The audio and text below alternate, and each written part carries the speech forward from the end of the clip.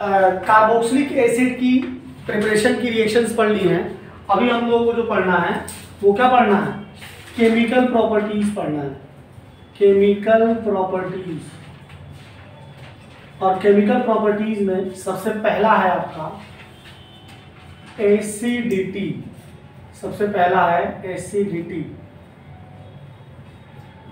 तो एसिडिटी अगर आपको याद हो तो हम लोगों ने रिएक्शन कराया था RCH2OH, RCH2OH और RCH2OH।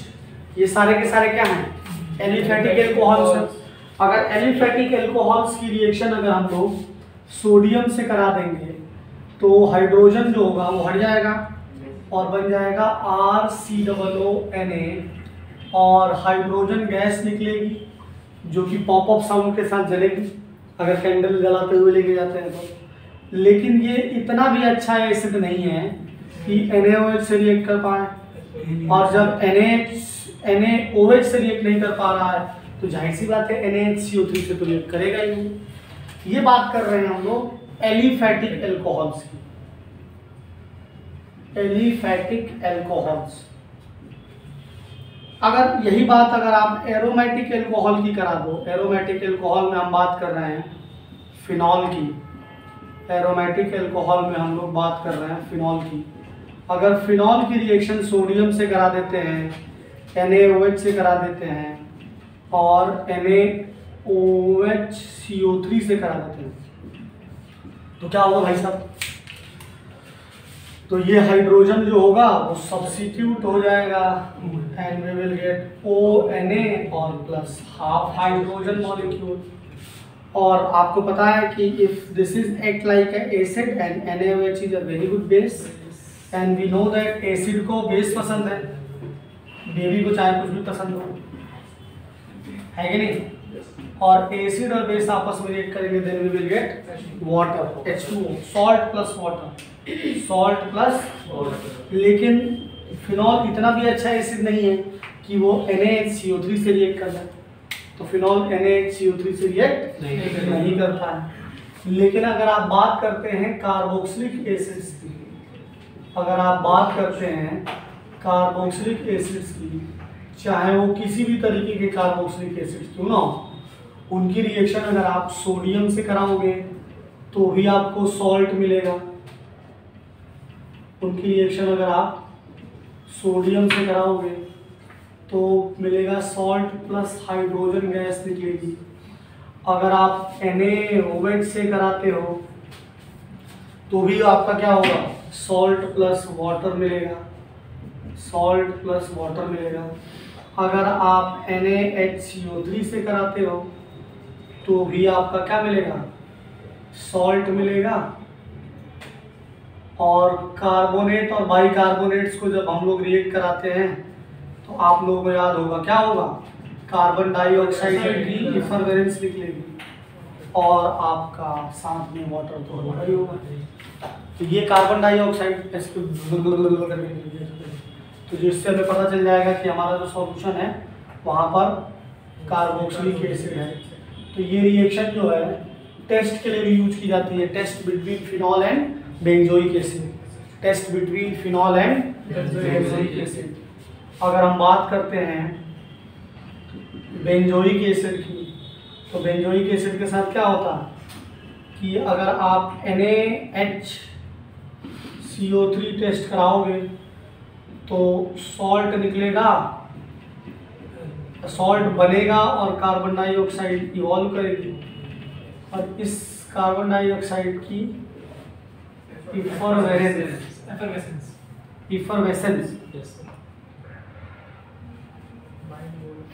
इफरवेसेंस जो निकलेगा उससे पता चल जाएगा। लेकिन यही बात जब आप फिनॉल की करोगे तो फिनॉल के साथ ऐसा नहीं हो पाएगा जी।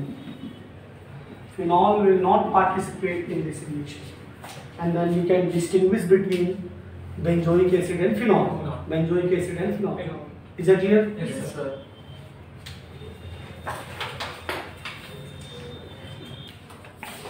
आप लोगों ने यार ये ध्यान नहीं दिया, देखो यहाँ पे गलत लिखा हुआ था ना, इसे सही कर लो। जब यहाँ पर CH2OH है तो यहाँ पर भी तो CH2OH होगा। आप लोगों ने कर दिया होगा, खुद ने भाई यहाँ नहीं बताया। मतलब टिपिकल हो। अगला सवाल, अगला जो है हम लोगों को करना है, वो करना है क्या, formation of anhydride. Second reaction पढ़नी है, formation of anhydride. Formation of anhydride. देखो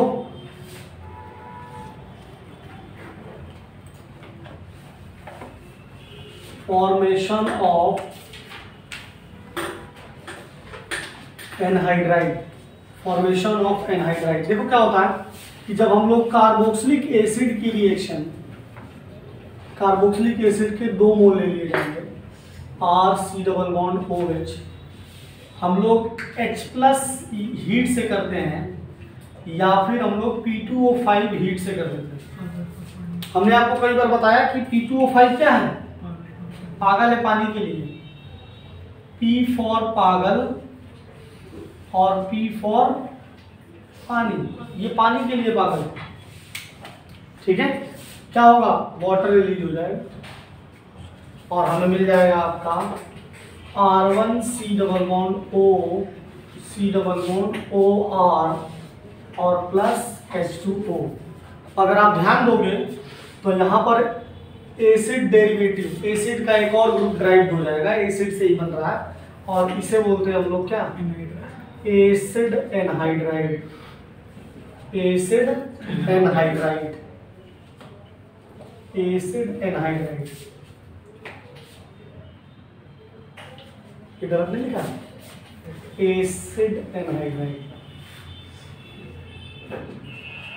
देखो अगर हम लोग इसी में कार्बोक्सिलिक एसिड ले लिया था, CH3C double bond OH plus CH3C double bond OH, इसकी रिएक्शन अगर हम लोग P2O5 और हीट से कराते हैं तो देखो क्या होगा, वाटर निकल जाएगा और हमें मिल जाएगा CH3C double bond O, C double bond O, CH3। इसका ये बहुत इंपॉर्टेंट कंपाउंड है, that is acetic anhydride. Acetic anhydride याद कर लीजिए कि एसिटिक एनहाइड्राइड जो है, ये देखो यहाँ से सिमेट्रिकल है, CH3CO दोनों में है, तो आप CH3CO का होल ट्वाइस O ऐसे भी लिख सकते हो, या फिर इसको लिखा जाता है एसिटाइल, तो Ac2O भी लिख सकते हो। क्या लिख सकते हो? अब जब कभी भी एसिटिक एसिड रिएक्ट करे, एसिटिक एनहाइड्राइड रिएक्ट करेगी तो इसके पापा रिएक्ट करेंगे, और इसके पापा कौन है, एसिटिक एसिड है। इसके पापा कौन है, एसिटिक एसिड। याद रखिएगा, एसिटिक एनहाइड्राइड के पापा हैं एसिटिक एसिड। व्हेनेवर ज्यादातर रिएक्शन में 90% रिएक्शन में जब एसिटिक एनहाइड्राइड पार्टिसिपेट करेगी तो उस समय ये खुद रिएक्ट नहीं करेगी, इसके पापा रिएक्ट करेंगे, दैट पापा इज एसिटिक एसिड। जैसे कि अगर हम लोग बात करें बेंजोइक एसिड के साथ एसिटिक एसिड को मिक्स कर देते हैं, CH3C डबल बॉन्ड OH, तो देखो क्या होगा, वाटर निकल जाएगा और P2O5 हीट और हमें मिल जाएगा ये एसिटिक एनहाइड्राइड।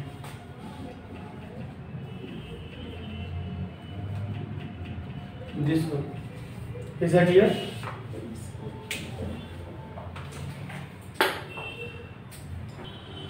देखो नेक्स्ट इंपॉर्टेंट रिएक्शन जो करने वाले हैं, थर्ड, वो है आपका एस्टरिफिकेशन। इंडिया अच्छा खेल रही है, तुम लोग अपना ज्ञान रख दो, वहाँ बड़े बड़े लोग हैं वो जो लोग समझ रहे हैं चीज़ों को। राहुल द्रविड़ से बड़ा कोच होगा ना तुम लोग,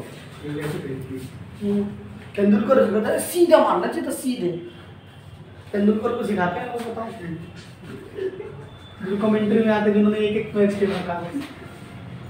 तीसरा हम लोग को करना है, दैट इज एस्टरिफिकेशन।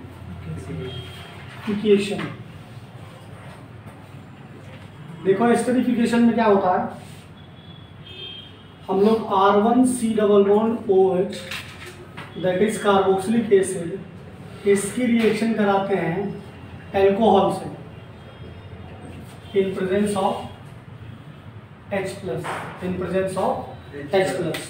तो याद रखना आप लोग इस बात को कि कार्बोक्सिलिक एसिड का OH और एल्कोहल का H बाहर निकलेगा, एल्कोहल का H बाहर निकलेगा।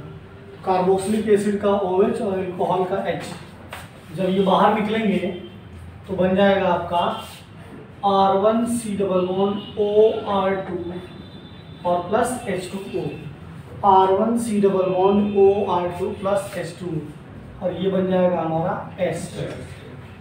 यही है जिसकी फ्रूटीज बनाती है, यही है जिसकी क्या आती है, फ्रूटीज बनाती है। एस्टर का जो IUPAC नेमिंग होता है वो क्या होता है, O से लगे हुए को एल्काइल लिखते हैं, O से जो लगा होगा उसे एल्काइल और इधर वाले को एल्केन, और E हटाकर क्या लगा देते हैं, OH लगा देते हैं। Alkyl alkanoate, alkyl alkanoate, alkyl alkanoate. अगर मैं रिएक्टिविटी ऑर्डर की बात करता हूँ, रिएक्टिविटी ऑर्डर एल्कोहल की, तो एल्कोहल का रिएक्टिविटी ऑर्डर क्या होगा, जितना छोटा एल्कोहल होगा उतना ज़्यादा रिएक्टिव होगा। मीथेनॉल सबसे ज़्यादा रिएक्टिव, फिर 1 डिग्री एल्कोहल और फिर 3 डिग्री एल्कोहल। ये याद रखना है, बहुत इंपॉर्टेंट सवाल है। एल्कोहल्स की बात कर लिया, अब हम बात करें अगर कार्बोक्सिलिक एसिड्स की, कार्बोक्सिलिक एसिड्स की अगर बात करें तो इसमें भी वही रहता है, जितना छोटा कार्बोक्सिलिक एसिड होगा उतना ज़्यादा एसिडिफिकेशन के लिए रिएक्टिव होगा। सबसे ज़्यादा HCOOH, फिर CH3COOH, फिर होगा आपका CH3CH COOH, सो आप समझ गए कि आगे क्या कहना चाहता हूँ। C के कार्बोक्सिलिक एसिड के कार्बन के अराउंड क्राउडिंग भी होना चाहिए, वो क्या होना चाहिए, कम होना चाहिए, स्टेरिक हिंड्रेंस कम होना चाहिए। स्टेरिक हिंड्रेंस क्या होना चाहिए, कम होना चाहिए। जैसे कि अगर हम बात करते हैं CH3C डबल बॉन्ड OH, इसकी रिएक्शन अगर आप C2H5OH से करा देते हो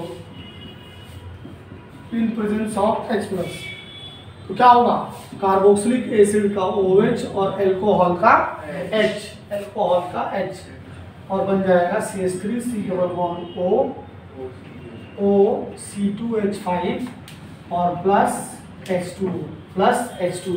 अब देखो O से जुड़ा हुआ है इथाइल, तो इसका नाम हो जाएगा इथाइल, और ये 2 कार्बन है तो बन जाएगा इथेनोएट, इथाइल इथेनोएट। अब according to Le Chatelier principle, मैं यहाँ पे एक पॉइंट मेंशन करना चाह रहा हूँ, प्लीज अटेंशन।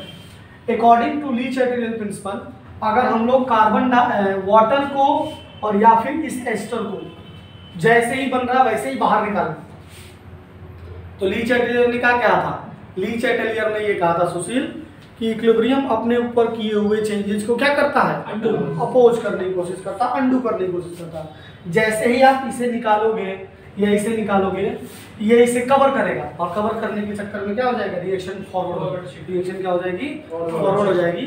और जैसे ही रिएक्शन फॉरवर्ड हो जाएगी, जो रिएक्शन के फेवर में ये बात हो जाएगी कि और ज़्यादा प्रोडक्ट बनेगी, और ज़्यादा प्रोडक्ट बनेगा।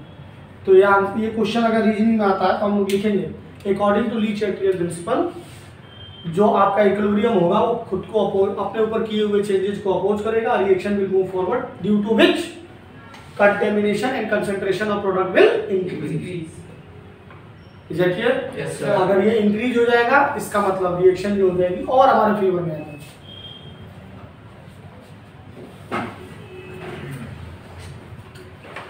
देखिए जैसे और भी एग्जांपल है, ये ली चैटलियर वाला पॉइंट जो बताया था और ये वाला पॉइंट नीट में आ रहा है आजकल और मेंस में, तो इस पे ध्यान रखिएगा कि जितना क्राउडिंग कम होगा, चाहे वो एल्कोहल हो या कार्बोक्सिलिक एसिड हो, दोनों पे जो होगा आपका रिएक्टिविटी ज़्यादा हो जाएगी। और जैसे एग्जांपल ले लें हम लोग, ये टॉपिक ऐसा है कि आप पढ़ते रहिए, क्वेश्चन करते रहिए, और इस पे जैसे प्रोडक्ट लिखने के लिए आएगा तो प्रोडक्ट का सही लिखना कोई बहुत बड़ी बात नहीं, वो तो आराम से लिख जाएगा, चाहे आप कुछ भी कार्बोक्सिलिक एसिड ले लीजिए।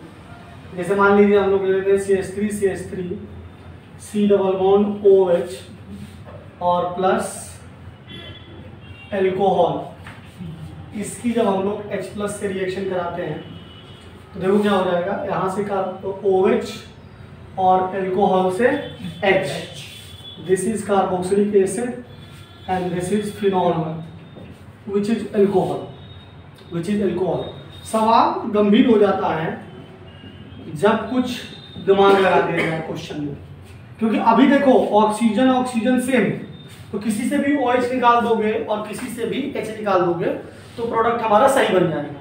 मैकेनिज्म में बहुत डीपली नहीं जाना पड़ेगा, लेकिन अगर इसी में कुछ चेंजेस कर दिए जाते हैं, मान लीजिए O18H CH2 CH3 कर दिया जाता, ऑक्सीजन का आइसोटोप ले लिया, अभी तक जो ऑक्सीजन का था वो क्या था और 16 यूज कर रहे थे, अब क्या हो जाएगा, कार्बोक्सिलिक एसिड का OH और एल्कोहल का H निकल जाएगा।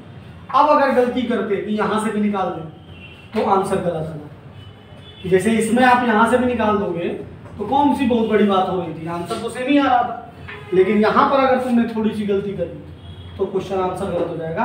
आपको कार्बोक्सिलिक एसिड का ही OH निकालना है, आपको कार्बोक्सिलिक एसिड का ही OH निकालना है और एल्कोहल का H निकालना है, और क्या करना है, एल्कोहल का H निकालना है, एल्कोहल का क्या निकालना है, H निकालना है।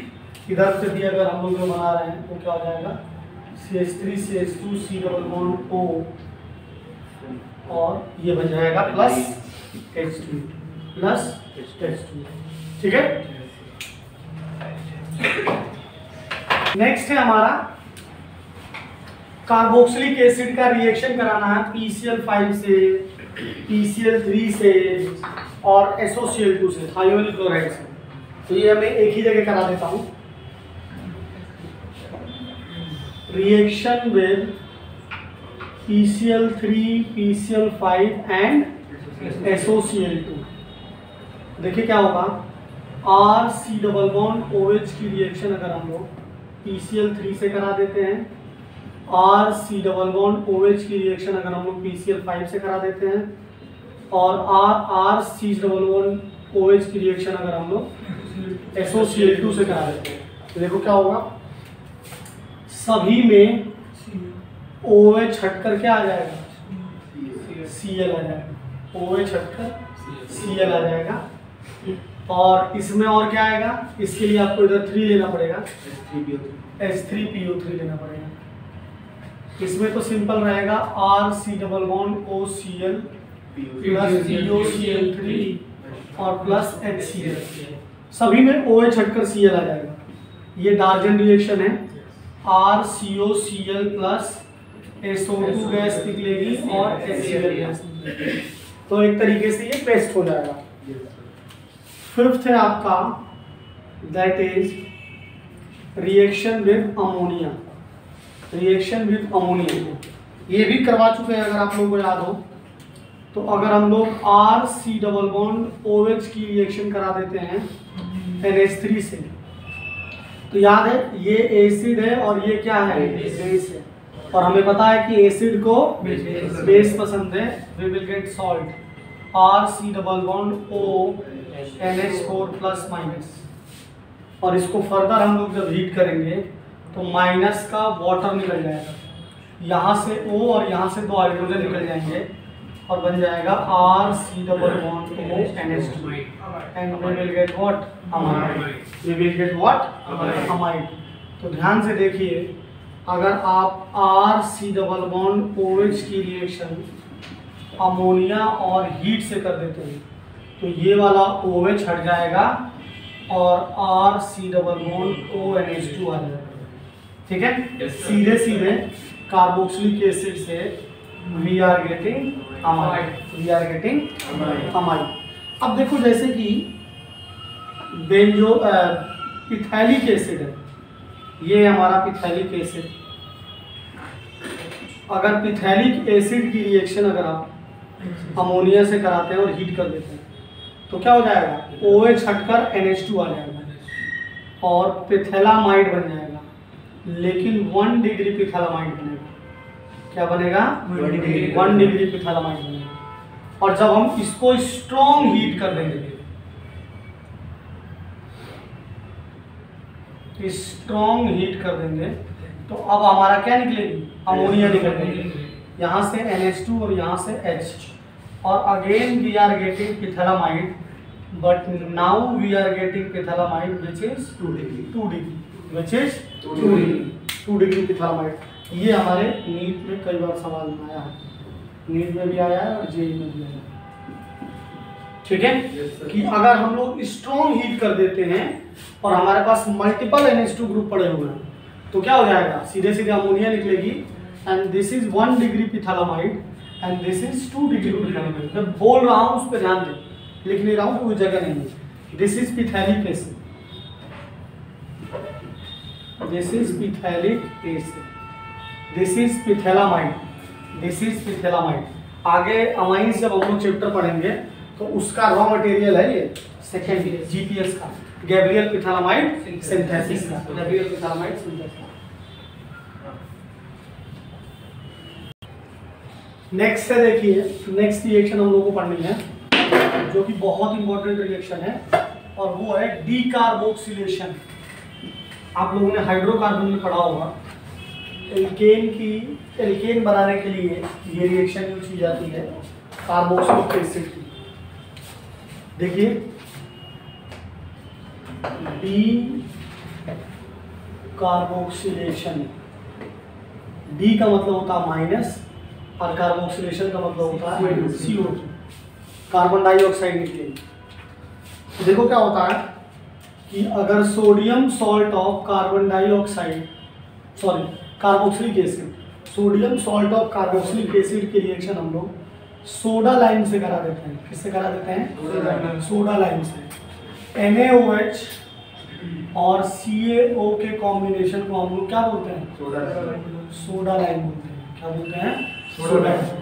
तो क्या होता है, कार्बन डाइऑक्साइड Na2CO3 के फॉर्म में निकल जाएगी, कार्बोनेट के फॉर्म में, Na2COOO दैट इज Na2CO3 और प्लस RH,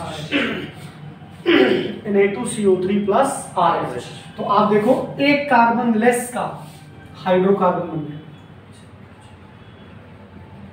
एक कार्बन लेस का हाइड्रोकार्बन बन गया, और जो कार्बन डाइऑक्साइड निकल रही है वो कार्बोनेट के फॉर्म में निकल रही है, कार्बोनेट के फॉर्म में।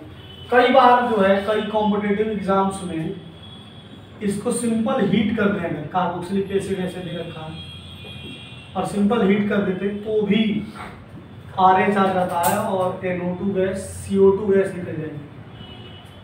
ये भी याद रखिएगा, कई बार एडवांस के सवालों के बीच में ऐसे होता है, तो मेंस में भी आ सकता है, नीट में भी आ सकता है, तो ध्यान दीजिएगा। बाकी इस रिएजेंट के साथ तो होगा ही होगा। जैसे मान लीजिए कि CH3COO Na, इसकी रिएक्शन जब हम लोग NaOH और CaO से कराते हैं तो Na2CO3 निकल जाएगा और बन जाएगा CH4 दैट इज मीथेन और Na2। देखो अब कार्बोक्सिलिक एसिड जो था उसमें 2 कार्बन थे और 2 कार्बन में से एक कार्बन चला गया, तब जाके मीथेन बना, एक कार्बन लेस का बना। जैसे प्रिपरेशन ऑफ बेंजीन के लिए sodium benzoate, this is sodium benzoate की रिएक्शन अगर हम लोग NaOH से करा देते हैं तो Na2CO3 बन जाएगा, बाहर निकलेगा और बेंजीन बन जाएगी। हम लोगों ने बेंजीन की प्रिपरेशन में ये चीज़ कराई थी, अगर आप लोगों को याद हो। दिस इज बेंजीन, ये हमारा सोडियम इथेनोएट, ये क्या है? Sodium ethanoate. अब जैसे कई बार क्या है कि कार्बोक्सिलिक एसिड ही क्यों लिखा हुआ तो भी ये सॉल्ट बन जाएगा। अगर सिंपल मान लीजिए कि कार्बोक्सिलिक एसिड ही लिखा हुआ है, मान लीजिए लिखा हुआ है CH3CH2 C double bond OH, इसकी रिएक्शन अगर आप NaOH और CaO से करा देते हो तो पहले क्या होगा? पहले NaOH से रिएक्ट होगा, सॉल्ट बनेगा और फिर Na2CO3 निकल जाएगा। तो ऐसा नहीं है कि हमेशा सोडियम का सॉल्ट बनना चाहिए, क्योंकि जो हम लोग सोडा लाइम ले रहे हैं ना, उस सोडा लाइम के पास ऑलरेडी NaOH है, सोडा लाइम के पास ऑलरेडी NaOH है। Is that clear?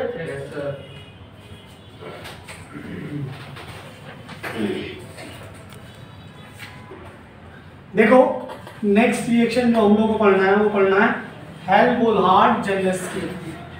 Helmholtz Zelensky that is HVZ पढ़ना। देखिए क्या होता है, HVZ बेसिकली हेलोजिनेशन की रिएक्शन है। किसकी रिएक्शन है? हेलोजिनेशन की। ये वो कार्बोक्सिलिक एसिड रिएक्शन देते हैं given by those carboxylic acid having at least one alpha H, at least one alpha H। ऐसे एल्डिहाइड और कार्बोक्सिलिक एसिड केवल कार्बोक्सिलिक एसिड देते हैं जिनके पास एटलीस्ट एक अल्फा H। ठीक है, जैसे कि अगर हम लोग मान लीजिए RCH2 bond OH। Alpha H क्या होता है? फंक्शनल ग्रुप से जुड़ा कार्बन अल्फा कार्बन और अल्फा कार्बन से जुड़ा हाइड्रोजन अल्फा हाइड्रोजन। इसकी जब रिएक्शन कराई जाएगी तो हम लोगों को लाल फास्फोरस लेना पड़ेगा X2, और जहां पर X2 इक्वल टू क्या है?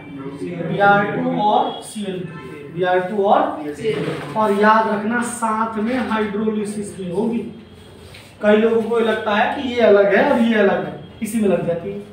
इन दोनों को मिलाकर अल्फा का एक हाइड्रोजन हैलोजन से सब्स्टिट्यूट हो जाएगा।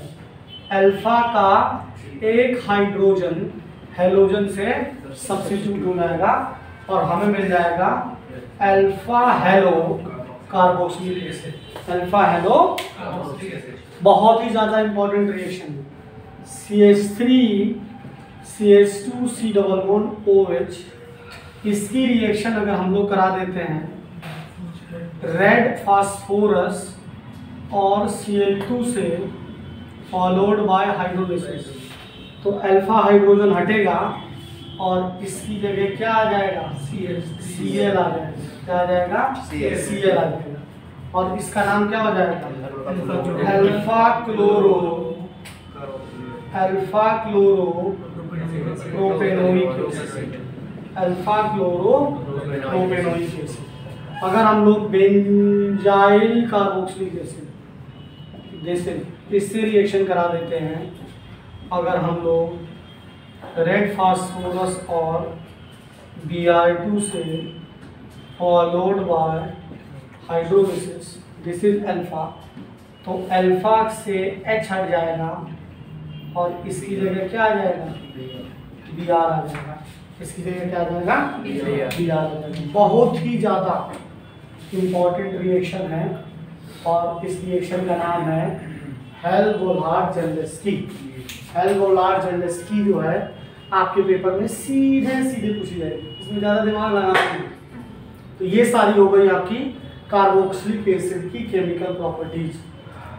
ठीक है, अब हम लोगों को इस चैप्टर में जो कल आखिरी लेक्चर होगा वो पढ़ना है दैट इज एसिडिक कैरेक्टर, कि कैसे कैसे एसिडिक कैरेक्टर देखते हैं कार्बोक्सिलिक एसिड के, और हमें पढ़ना है बॉइलिंग पॉइंट। ये दो टॉपिक हम लोग को और कर लेना है, उसके बाद ये चैप्टर कंप्लीट हो जाएगा। हम लोग एक लेक्चर पहले डाल चुका हूँ मैं उसका केमिकल काइनेटिक्स का, उसको भी रिवाइज कर लेंगे, कंप्लीट कर लेंगे केमिकल काइनेटिक्स का। ठीक है, आप लोग जो भी लोग इसे पढ़ेंगे प्रॉपर तरीके से नोट्स बनाते हुए चलिए। जो भी हमने क्वेश्चंस डिस्कस किए हैं वही क्वेश्चंस आपके कॉम्पिटिटिव एग्जाम्स हो गए या बोर्ड के एग्जाम्स हो गए या IIT के एग्जाम्स हो गए, उनमें आएंगे। अच्छे से करिए, लगातार रिवीजन करिए, क्योंकि जितना ज़्यादा टेस्ट दीजिए, रिवीजन के साथ साथ टेस्ट। जो लोग टेस्ट नहीं दे रहे हैं उनका कुछ नहीं होने वाला है, तो वो लोग तो घर वालों को जाएँ, अम्मी अब्बू को आराम से बता दें, मम्मी पापा को अपने, हिम्मत करके कि हमसे ना हो पाएगा, बाद में फिर वही परेशान होने का कोई मतलब नहीं। तब तक के लिए गुड नाइट, शुभ रात्रि, जय हिंद।